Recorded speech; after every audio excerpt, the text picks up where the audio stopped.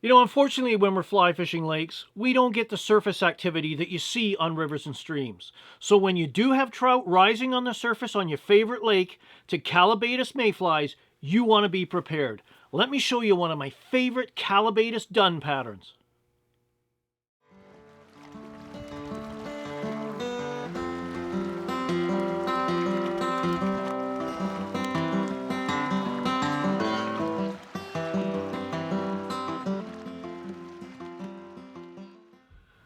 Hello everyone, I'm Phil Rowley and welcome to my YouTube channel and to one very cluttered fly tying bench. If you've been here before, thanks for dropping by once again. If this is your first time visiting my channel, I create fly tying and fly fishing video content that I hope helps you the next time you're out on the water. Today we're tying the Callibaetis F-Fly.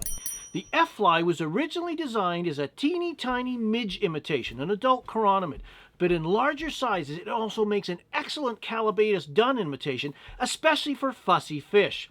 It's an easy fly to tie, so why don't you join me at my vise? I'll show you how I tie it so you can add a few to the dry fly section in your Stillwater fly box.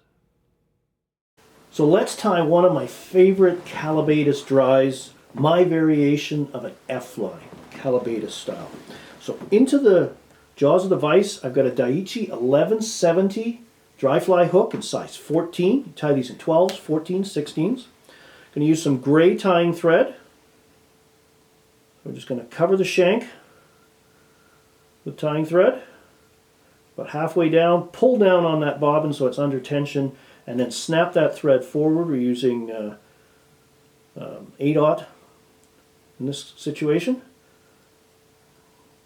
Go down, come back forward about halfway, and we'll tie in the tail. For the tail, I'm going to use some of the Coq de Leon whiting tailing pack. This is a dark dun. You could use some of the Pardo.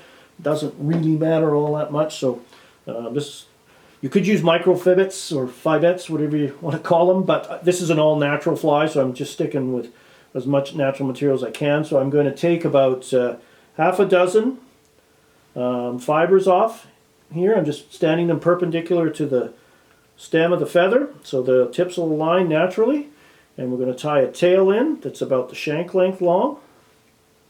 Transfer that measurement to the back, get that tied in, secure it down right to the base thread where I tied my first wraps. And I'm going to take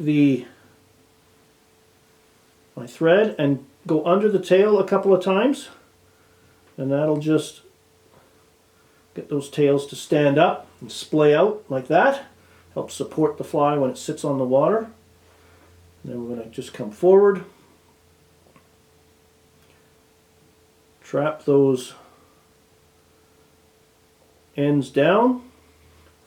I'm actually going to fold them back a little bit as this will help build up our body taper. Get about halfway. Just come in with my scissors and trim them on a bit of an angle.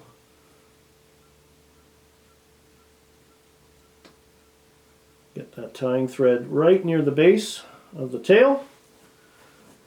And then for the body, I'm using some frog's hair dubbing. Any good quality dry fly dubbing designed for dries will work in Callibaetis color. This is a very fine fiber dubbing, and all we're going to do is just twist this dubbing onto the tying thread very sparse. Like all you're trying to make here is fuzzy thread. Don't overdo it. And just make a dubbing noodle that's manageable. This is about 1.5 inches. I can always add more dubbing later. And I'm just going to wind that back a little bit to the base of the tails, and then come forward, and I'm trying to build a slight taper.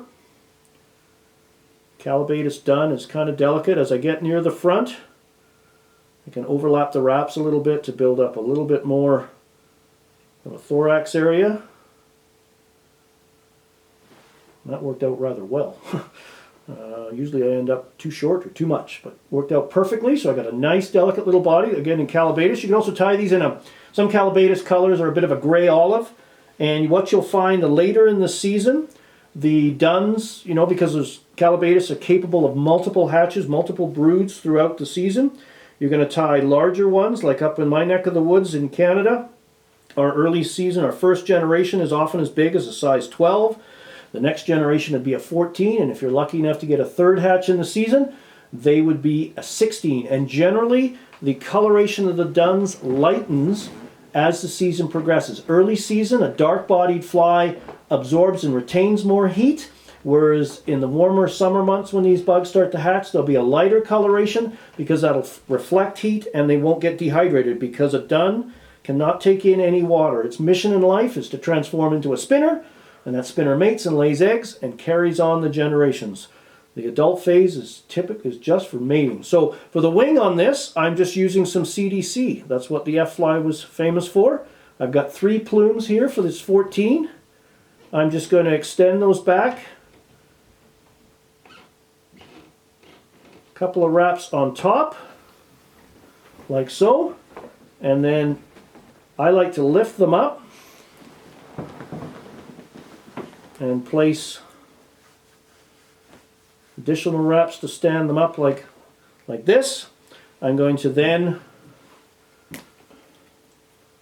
before I trim everything off, just going to put a little super glue onto the fly, onto the thread, wind that in, grab my whip finisher, some added security, 5-turn whip finish or so, snug that up, trim, and then come in, and I like to trim this just like an elk hair caddis. Just leave a little stub of a wing, suggest the head of the dun, and there you have it, finished. My version of a Callibaetis F-Fly. Dead simple, floats great. I just love the properties of CDC for a mayfly dun on still waters. We don't have the current to contend with that river and stream anglers do, and you can fan those out a little bit, and those wings will also help support. So a dead simple fly, floats well, presents well, very natural profile. Tie a few up. So my version of an F-Fly in a Callibaetis color scheme.